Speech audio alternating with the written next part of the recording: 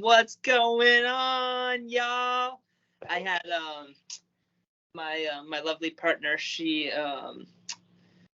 bought me something for my birthday recently, and I got a package for it. So I sent her like a little video note about I don't know why every once in a while I get in a mood to do an Australian accent, so I'll probably throw an Australian accent at some point today. But it started something like, the wild Amazon dropped off a package. Let's inspect what we got, folks. Yeah, I definitely would love to visit that area, but I'm just so deathly afraid of spiders. And I just seen so many of those videos of those big ass spiders in Australia. But that was a really good accent, and I would love to visit. I just gotta get away. I gotta get away from my phobia. So We do a little flexing. I don't know, something in like some sort of F word for eating food with Colin Von Moger. yeah, shout out to Callum. Hopefully he's doing well. I know he's good now. He's out of the hospital, and I think he's pretty much like he had like a full recovery from those injuries, which is like hard to believe. But I'm pretty sure like he kind of admitted that he was going through a rough time, and like hopefully he's fighting off his demons. But I know he's got some demons. But yeah, Did he go into rehab? Do you know? I'm not too sure, man. It's hard to focus on all the YouTube stuff now, man. I feel like I fell off. It's just like all the stuff that we're doing, and then like with work and like life, I'd rather just honestly, I just kind of stay away from those bubbles now, pretty much. Yeah, that's good. But yeah, maybe I'll go to he'll be at the Arnold again, and maybe we'll go one of these days, and we'll catch up via in person. When is it? Is it gonna be in March this year? Do you know, or not this year? Next year, 2023? I'm not sure, but I'm pretty sure tickets are out though.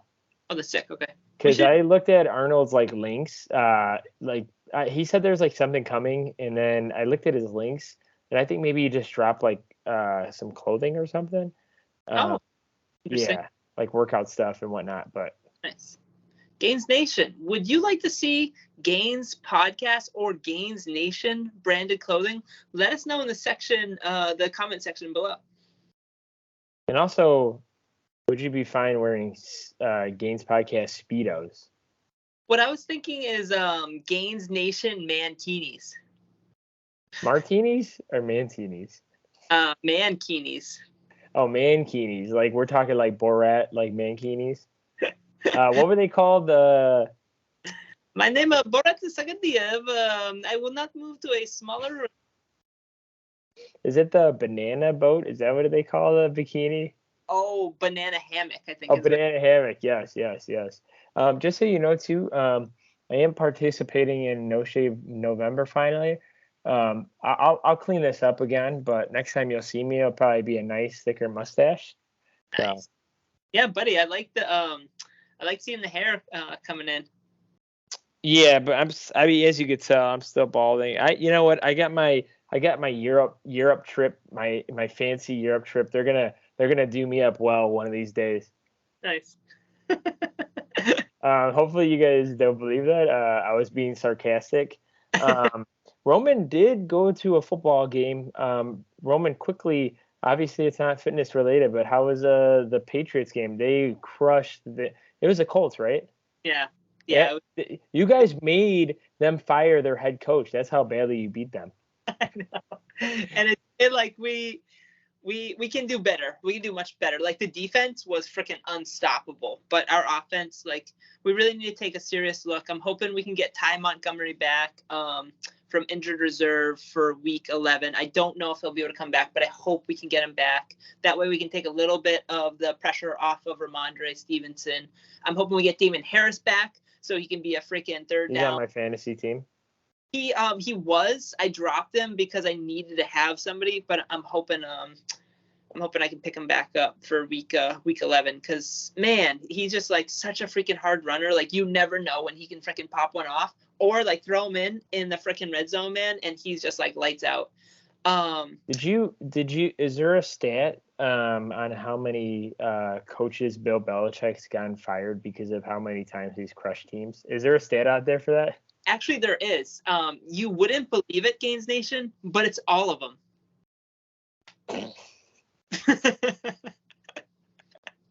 Yeah, we lost like a 30-point game to Bill. I'm just gonna get fired here. We got to fire this coach.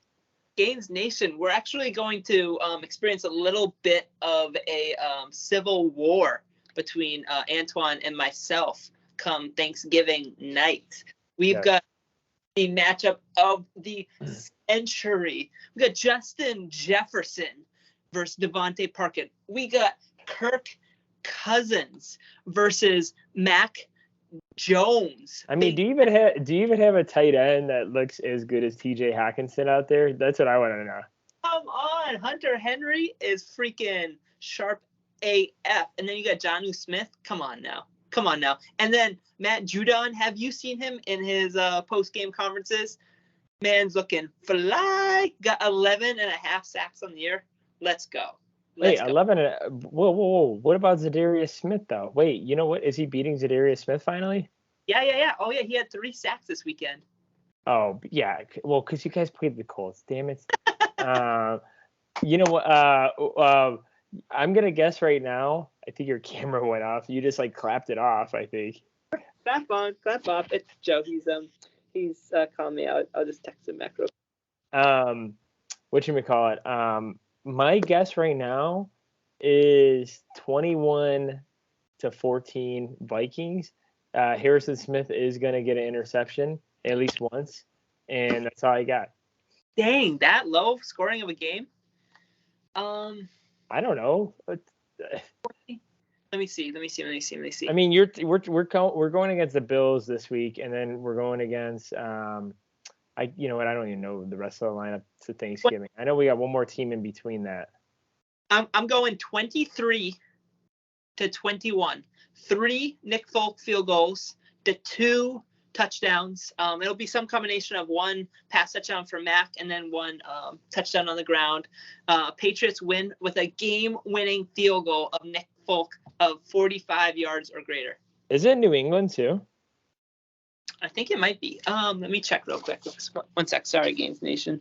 This is important stuff right here. We're talking freaking NFL, folks. Yeah. One thing I want to say is what do y'all call it? It's at Minnesota, but what do you call the stadium there? U.S. Bank Stadium.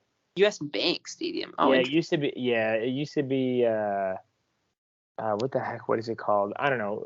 Yeah, it's a U.S. Bank Stadium, but it's indoors, right? Yeah, it's indoors. Beautiful stadium. I've been there. Yeah. It looks really cool. Yeah. So we're at home too, and you're gonna win on a field goal. I don't know. That would be very hard. But you know, like I said, things has happened before. Also too, the Bills they're making up excuses saying Josh Allen is hurt. So hopefully he's not hurt because I think the Vikings are still going to beat the Bills. But yeah, supposedly like Josh Allen might have a UCL injury on his elbow. Yeah. Hey, I don't want him to be injured. Because you know why? If the Vikings beat the Bills with him injured, then everyone's going to be like the Vikings are a crappy 8-1 team. And I'm tired of saying it. I'm tired of hearing it because people already say they're a crappy 7-1 team. So. But who is saying that? Who's credible? Other Bears fans that are friends of mine. Yeah, Bears fans. All right, Bears fans. I love you guys. You kicked the ever living, you know what, Patriots. Kudos to you guys. But the Bears are not in the same league as the Vikings this year. I'm sorry. Yeah. Well, we'll see. Because like I said, I don't know how many years Kirk has left, but we don't really have any quarterbacks in mind. So unless we get a good steal from some team, or if like, you know, Patrick Mahomes for some reasons would love to move to Minnesota. Hey, I would suggest it for him. I mean, he might have a better career with the Minnesota Vikings once Kirk retires. But you know, take it from me. I mean, that's all I'm saying. Doesn't he have one of the largest NFL of anyone ever? You know what? Hey, anything is possible. People can get bought out. People can. That reminds me. I think what is it? I think Magic Johnson. I think Magic Johnson had like one of the biggest ones in NBA. Lakers gave him like a career contract, or yeah, something like that. It was in like the documentary series that they had about Dr. Buss and Hulu. But Magic Johnson got like a career contract where he's not able to like go to any teams. Like in his contract, there's like the Lakers got him like forever. But unfortunately, he got HIV and then AIDS, and then he came back. They didn't really do too much, and then he like officially retired. Unfortunately, it didn't help, but I'm pretty sure like those contracts do exist. So Yeah. Oh, for sure. I don't know why I click on these trashy videos, but it was like the ESPN crew or something like that, and they were like, "Will Tom Brady go back to New England?" They were talking about the prospects of like Tom Brady like potentially coming back to New England next year for like a 1-year deal. And Tom, if you want to come back, we'll take you back, buddy. We'll take you back. There was one more thing about football before we switch subjects, but people kept posting on Instagram. He's 1-0 after divorce. He said they kept on saying he's undefeated since he's gotten divorced because he won one game. Hilarious though. I mean, I like that team. I mean, I think their defense could be a little bit better. I'm surprised they were like they're giving up stuff for no reason. I especially like Antoine Winfield Jr. I mean, not that he has the same name as me, but his father played for the Vikings, and I think he's a really good cornerback. Or is he a safety? Don't even remember. See, I'm not sure. I'm pretty sure he might be a safety. Yeah, he's a defensive back, either way. But also moving forward, next thing, I did forget to mention. We were talking all about feces last episode. I did have one story to share. Wait, did we talk about? That was like 2 or 3 episodes back, I think. Okay, 2 episodes. I think it's 2 episodes back. But I was thinking about it today. I might have told the story, but one of these kids I went to college with hit me up, and like he knew I was like all about fitness, and he told me that there was this one of his friends that he knew that she was like going for her PhD, and it was she was going something about like gut bacteria and whatnot. Yeah. And I think I might have told you the story, Roman, but pretty much what the idea was, I was supposed to be part of like the PhD study, accepted about like giving her my stool samples to hopefully give me free information about my digestive system and to help her get her PhD. And I realized, well, I didn't realize it, I know it, but after all those samples I've given her, I never really got results back. I never got a reading about it, which is really unfortunate because something like that does cost some money. I don't know how much, but it probably costs a good penny. And I really wish I had those. I really wish I had those results. And shout out to that person. Hopefully you got your PhD, but please give me those results if you can. Yeah, right. That would be really cool. And honestly, I think like we can bring it back to fitness a little bit and health, because I honestly think like this is something that you can do now, but I think it'll become more popular in the near term is and hopefully insurance will cover it. But doing an examination of your gut microbiome, just like some sort of like culture study or something along those lines, that kind of a test could be super instructive for people, potentially looking at, whether you have any potential signs or like diet related risks that you're incurring, which might be increasing your risk of like colorectal cancer, or there's like certain foods that would be recommended to stay away from because of like inflammation markers, or potential foods that you should start consuming, which might help increase the biodiversity of your gut microbiome. Still, from what I understand, in the field, the definition of a layman, but it seems like we're kind of like it's like a burgeoning science in regards to dietetics and the like.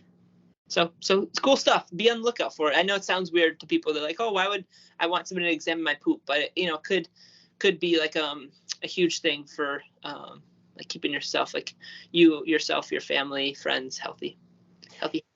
Yeah, I was just looking for an overall like study on myself and just try to see like maybe there's something I could do better and whatnot. I'm very curious about that stuff. If I actually had like the spendable money, which I guess everyone could say they have or not, like that would be nice to do those tests. Like, I get the blood work done every year, but like it's just something that's like on top of that where it's like, hey, where am I at currently? And just like, stuff like that just always interests me. I know it sounds weird, like Roman was saying, but I don't mind it. So anyone also who wants to do any more research on me, please let me know. Like even that muscle biopsy that what was his name? Dr. Andy Galpin? Yes, Andy Galpin. Like something like that I would love to do. If I don't even know if he charge people, or does he release like participants where they kind of participate for free for their knowledge? I don't even know what he does, but I would love to do something like that too. It's like that'd be perfect. Like if there's some tests where it's like here is the right eating path when it comes to like macronutrients. Here are the micronutrients you're not getting, so we need to vary your diet a little bit better. What's like the best like exercise modality to be stronger, faster, and then like other stuff like that. But like if those tests were highly available and can you imagine how like stronger people would be and like faster and whatnot? So I don't know. Yeah, I don't think that there's something we could say that's like best, right? Because like human like individuality is so diverse that like we can't say for all cases, right? But there can most certainly be exercise prescriptions. There can most certainly be like nutrition prescriptions. I would just say that like the one maybe like change I'd say to that is, or like addendum or amendment is like it's not like there's a best exercise program. It's just what works for you or what's suited to you, because it's like you might have something that's like optimal or close to optimal, but it's like if you hate it and you're not going to do it, then like it's not optimal for you, right? So you have to have something that like you enjoy doing, that's fun, and that you're going to go back to time and time again, because consistency is what's going to yield results for you in the long term. Yeah.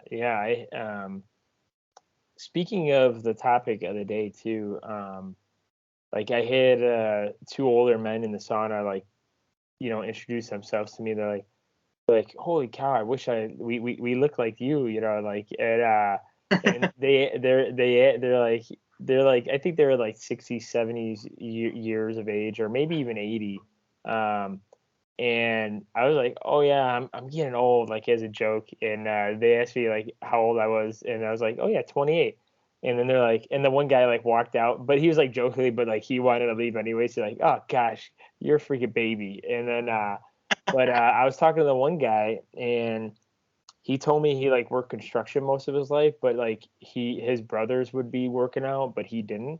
But he actually just started working out, and I wish I would have asked him his age, but it kind of goes over like the topic of being today. It's like, hey, like age is just a number, but like you're never too old or young to like get after, right? So that was really interesting, right? Because it's like crazy to think like Roman would go like 70 or 80 years and then all of a sudden like start like lifting and stuff. Like, can you imagine that? Yeah, I know. But for some people, because I was like doing at least some like mental prep for this like podcast earlier, and you get better about writing my notes down on paper. But I was trying to think about like where would I say that like this exercise is like not appropriate. And I did come up with some like notable examples, which I'll reference. But I've heard examples of people like deadlifting into their like 90s, and I honestly think that that's something that's like very important.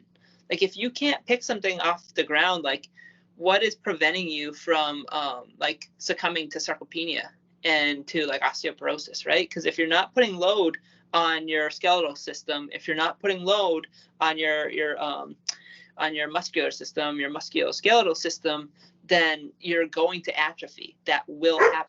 That is a principle that will follow suit to not like introducing load or stress to those systems. So, something like deadlift, like, man, if you're healthy enough to do it, you might want to do that as long as you can.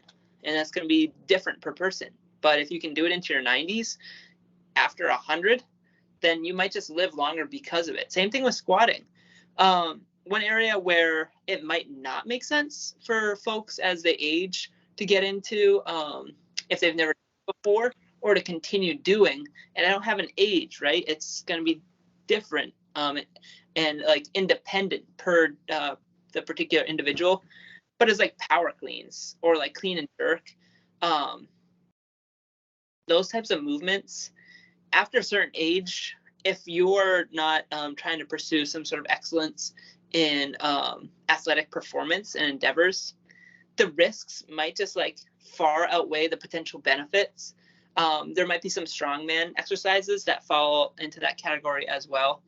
But I would never like stop somebody from trying to do that. If that's what is going to get you into some sort of exercise, I would just talk about the potential risks. Like, all right, if you're going from a sedentary lifestyle in like your older age, and you want to go from a sedentary lifestyle to doing these types of dynamic movements, maybe there's other things we can do instead, like the power clean, for example. Why not like break that into a deadlift, a front squat, and some sort of like overhead press, right? If you want to do the clean and jerk. And if you're doing fine with that, then you can progress it into some sort of like more dynamic movement, like a high pull, for example. And then you can progress it slowly into a power clean. And then you can slowly progress it into a like a clean and jerk. But like you might like have a progression of like 6, 9, 12, 18 months before you get to that point. But it's very individualistic based off of that person's like own lifting career. I'm gonna turn on the light because it's starting to get kind of dark over here at Gainz Nation. Yeah, I was gonna mention it. I was like, holy cow, the darkness is coming. The darkness. There we go. We'll right. close the light. Did you want to say any more to that, or? Because I think that pretty much like covered it. There might be some instances with like children that I'd say like certain exercises is it's like just like build in sensible like progressions. But like another thing is like I don't want to say something that would make somebody feel like kinesiophobic, I think is what it's called, like fear of movement.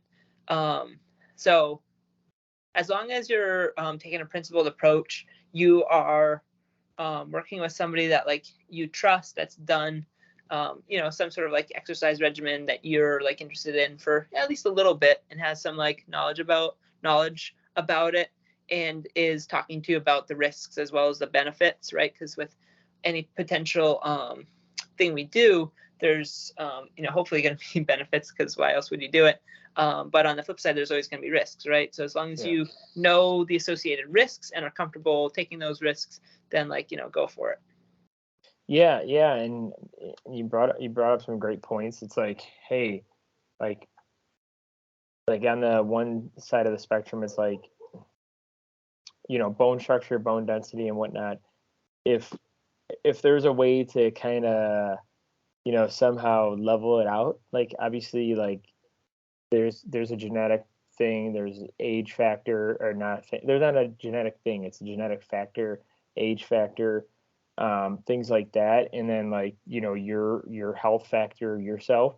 But like if there's something that you can combat it with and like somehow slow down the process, it's kind of like what Dr. Rhonda Patrick says about like like heat exposure and whatnot, but like and how like not to kind of get off topic, but it's like how there's certain studies on like dementia within like if it runs in your family, and if for some reason you going in the sauna minimum like 4 days a week could help push back dementia like 5 years or something like that, like that's like insane amount of time. And like you were saying about like osteoporosis, is like we know that most of the time it's like most of the time women and older women, right?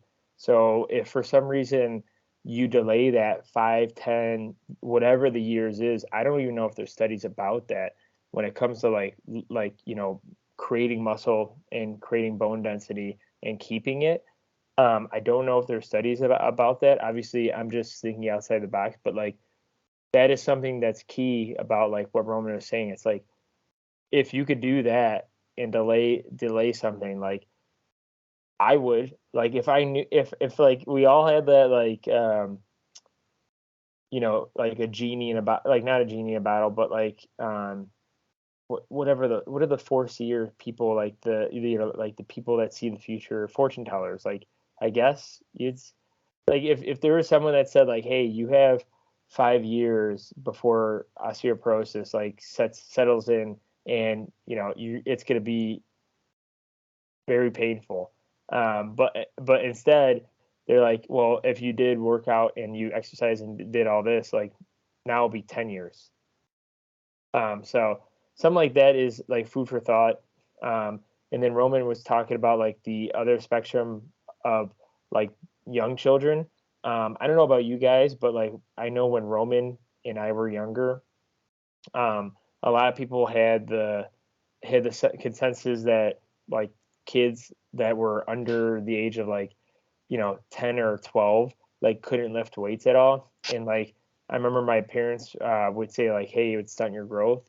And now there's like numerous studies out there where it doesn't say that, or like Roman was saying, like obviously under the supervision, anything like that could be feasible, especially if it's going to help grow the kids into a faster, stronger body or a healthier body, let's say. So that's what I want to say on that portion, Roman. Anything else on that? No, I think that about covers it. Yeah, I know that's still like a myth that's like prevalent within like parents, is that it's like it can like affect your growth plates and whatnot, and that doesn't seem to be the case from it seems like the information that you and I have digested. I think the one notable example is if there's some sort of like lifting accident, but it's important to like recognize that happens very, very, very rarely. So that's why it's important to have like proper supervision, teach proper form for certain things. But I mean, the sooner you can get somebody into like weightlifting, weight training, working out, those are healthy habits that somebody can participate in for the rest of their life. So it could quite literally be like life changing. So do you need to teach your 2-year-old proper deadlifting form? No, but if your 5-year-old is like picking stuff up and they're interested in it, they're like, I want to do what you do, then it's like showing them a thing or two, building in sensible progressions, right? Like they shouldn't be lifting a 45-pound bar until they can like adequately show you that they can do that. But why not start with like, all right, have them lift this object off the floor. It could be like a 2-pound object or something along those lines, and then if they can do that, 3-pound object, and then 3.5-pound object, 4-pound object. You get the point. Build in sensible progressions. Yeah. So like the message of the day is, I would say, is like, hey, either side of the spectrum, like if it's if you're not feeling the best now, or if you want to prolong your health benefits, or if you're worried about like starting a healthy family, like those three big spectrums in the like in your life and your your family's life, it's never too late or too early, I guess I should say. And yeah, keep trucking along. And I think I want to end it with that. I mean, is there anything you want to end with, Roman? I mean, that's all I had to say. No, I think that covered it. We want to talk a little bit about like lifting and working out like as you age or through like different ages. I hope that we were able to convey today that lifting at just about any age is a-okay. No issues there as long as you build in sensible progressions. You don't do go to the extremes for certain things, and when in doubt, like lean on somebody you trust that has like been there, done that, has participated in that particular exercise. I wouldn't climb. I wouldn't do like free basing of, you know, the tallest rock wall without having, you know, done some sort of like belaying or some sort of like rock climbing before that, right? So sensible progressions will assist you in whatever physical endeavor that you want to pursue at any age that you want to pursue it at. Sweet, buddy. Thank you. All right, guys. Follow us on Instagram, like us on YouTube, comment, subscribe, and then we'll see you guys on the next one. Peace.